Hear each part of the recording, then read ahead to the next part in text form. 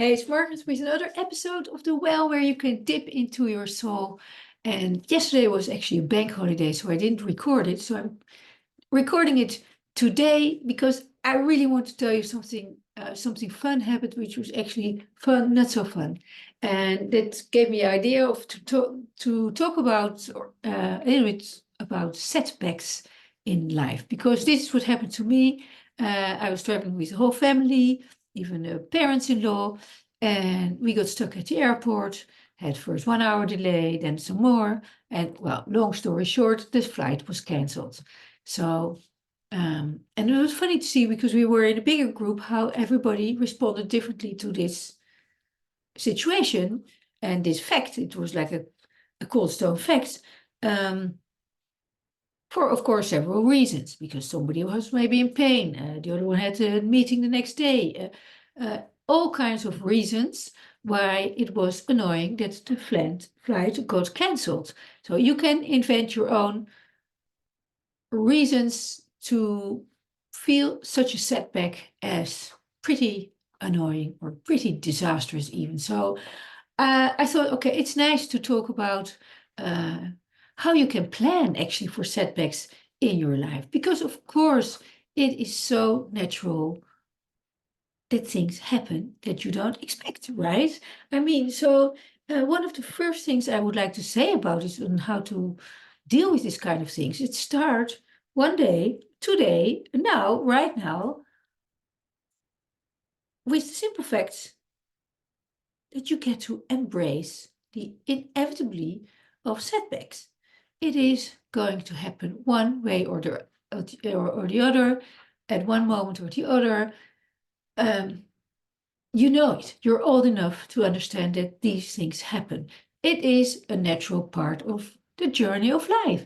So, how come that we are so resistant to this sudden stream of events that can occur that are actually not in line with your plan? So how can you cultivate a mindset that really views setbacks as training your flexibility, for example? That's how I like to see it. Like, oh, they're like, why is this happening? Okay, how can I play with this? How can I use this? How can I see this differently? What can be the advantages of this happening right now? So I try to find a reason. Um, and you can say like, yeah, that's biased. That's easy. I mean, you can always find a reason. Well, maybe then that's something that you can start to develop within yourself as well. Things are as they are, and so if a setback happens, like what I had with a cancelled flight, there were children involved, all these kind of things. So it was really, but all in itself, not so cool. How can you make it fun anyway? So accepting it and embracing it as a natural part of your life. Well, this is, of course, for something like a canceled flight. I mean, there's no harm involved, there's no physical pain involved by something like this happening, but I'm trying to paint you an easy example that actually happened in real life, and I could very easily see how the effect it had on the people around me.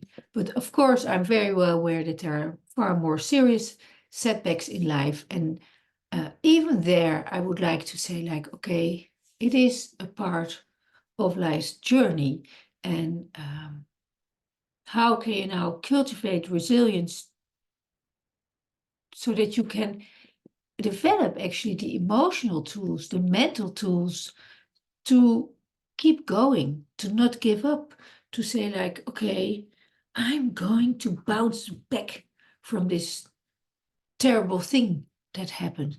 How can I fight for life? How can I not have this event or incident or talk or whatever might have happened in your life or in your surroundings or to people that you love? How can I make sure that I say yes to life? How can I show that life is stronger than XYZ, whatever it may have been or is for you at this current moment? So building strength in this adversity is a challenge. Yes, I understand it. I know that. I also know it from experience.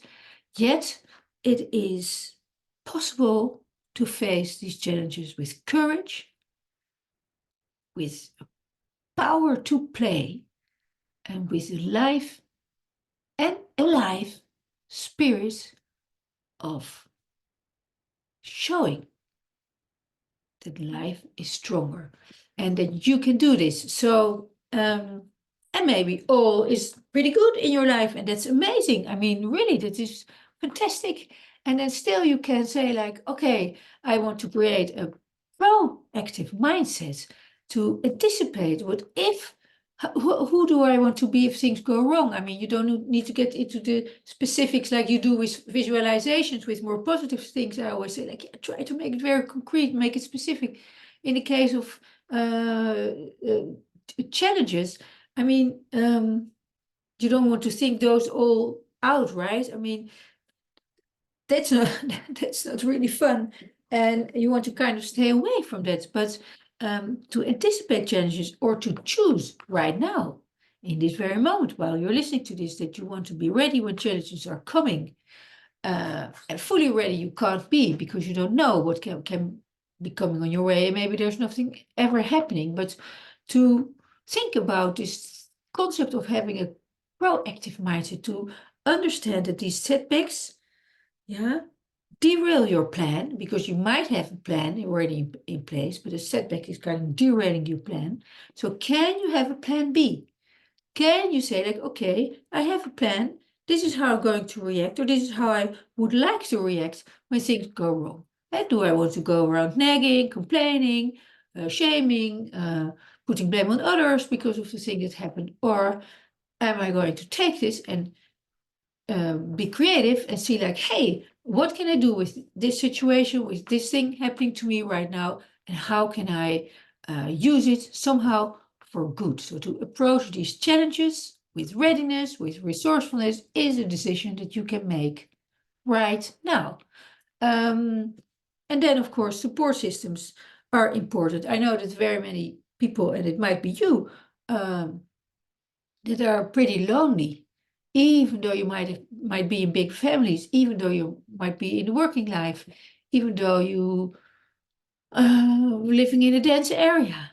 Loneliness is it's a weird thing. You can be surrounded by many people and still feel lonely, and there's a difference between choosing to be in solitude or to be truly feeling lonely.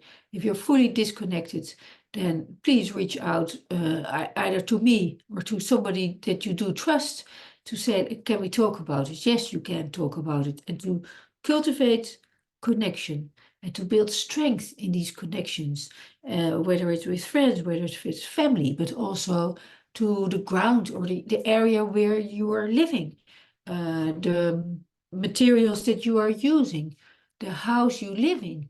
I mean, you can establish a stronger connection to where you are, with whom you are, and with how you want to be. And this is all part of, like, I like to call it kind of your ecosystem or your supportive ecosystem or your support system. I mean, really something that provides emotional support. I mean, really, it can also be in a song. It doesn't that always need to be a person that you really know. It can also be in a beautiful book. But to have ways where you can find varied perspectives, find different views, um, is something that you consciously get to work on. And it's beautiful actually to discover new friends. Those can be sometimes writers of books or even persons in stories. And it's broadening up your support system if you find those persons and go look for some if you feel that you have a need for new and fresh connections. And of course, there are online communities. I even have the Doing Life Happier community. It's a place where you can grow together with others. And this shared strength is really something that is so valuable you know this, and sometimes we do forget that it's there, or we do neglect it, or we don't really pay attention enough to those people and those elements in your support system. So, and then of course the last thing is that wanting to learn from setbacks, extracting the lessons. It is so important to be, how can I say it?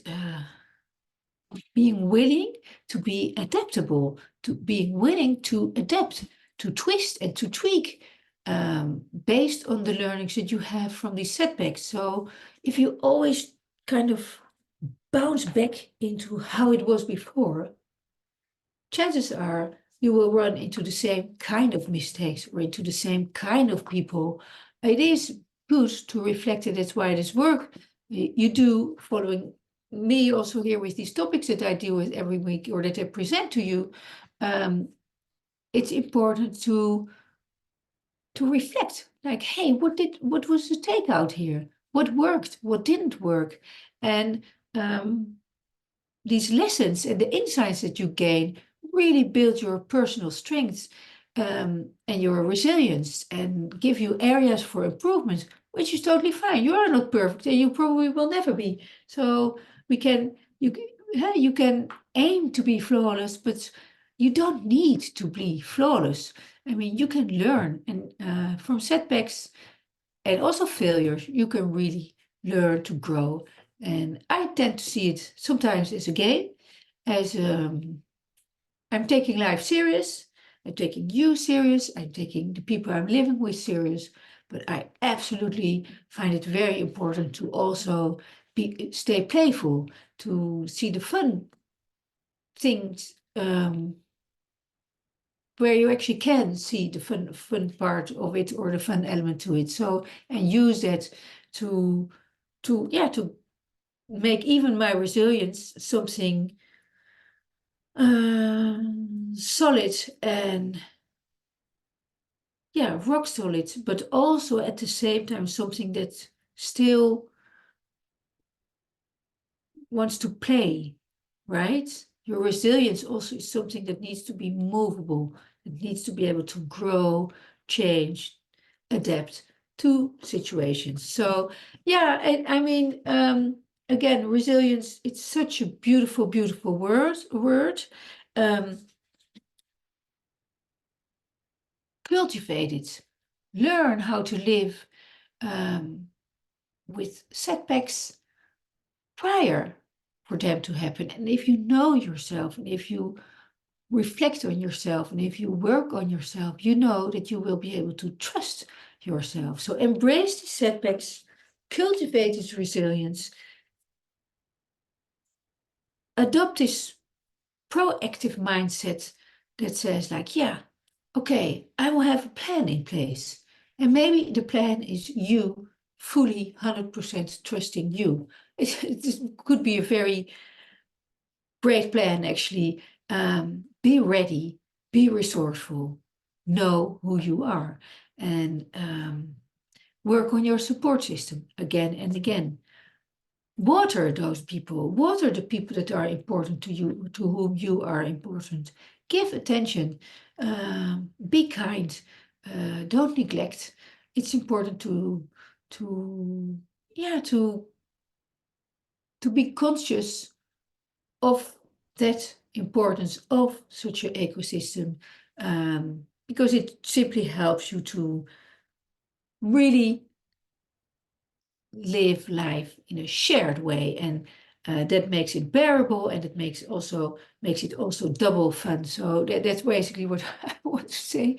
And the last part, yeah, as I just said at the end of these 5 points, there, extract the lessons. I mean, reflect on yourself, explore how the setbacks have been serving you as valuable lessons, and also use the takeout. Knowing it, having it experienced once is sometimes not enough.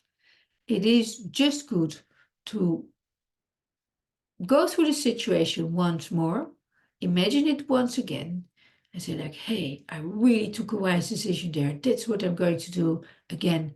May this ever happen again. Or, hey, I could have dealt with it different, or I could have reacted differently.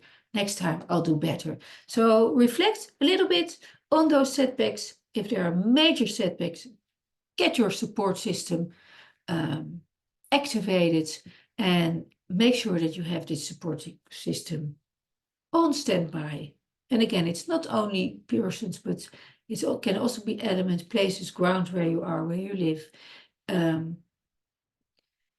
Keep it warm, keep it shared, keep it connected. So that's what I want to say. Setbacks are for everybody. Setbacks are very often not great, very often very hard, and also many times bearable, and sometimes even pretty much fun if you know how to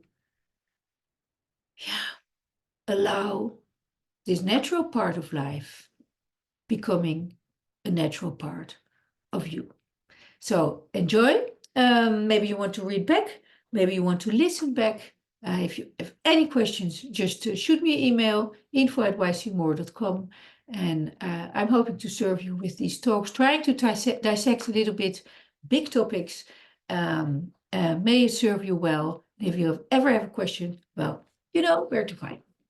Have a good day. Bye.